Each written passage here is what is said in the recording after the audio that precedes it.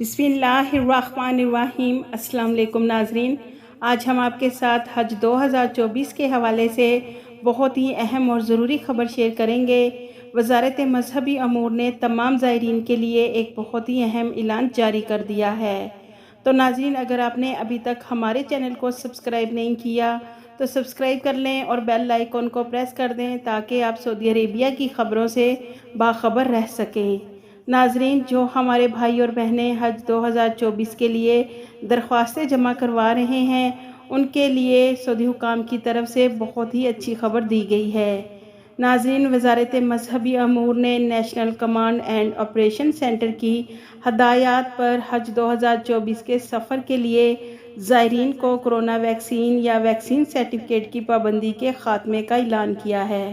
یعنی کہ ناظرین، کرونا وائرس کے خاتمے کے بعد مملکت میں حج پر آنے والے زائرین کے لیے کرونا ویکسین اور کرونا سرٹیفکیٹ اپنے ہمراہ لانا لازمی تھا، مگر حج 2024 کو سعودی گورنمنٹ نے حج پر آنے والے تمام زائرین کے لیے آسانی کر دی ہے اور کرونا ویکسین سرٹیفکیٹ کی پابندی کو ختم کر دیا ہے۔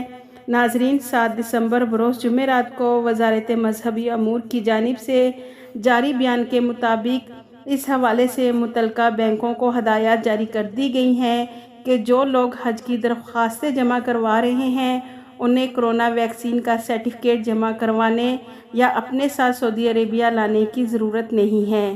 اس کے علاوہ کسی قسم کے ٹیسٹ کروانے کی بھی ضرورت نہیں ہے اور نہ ہی PCR ٹیسٹ کروانے کی ضرورت ہے۔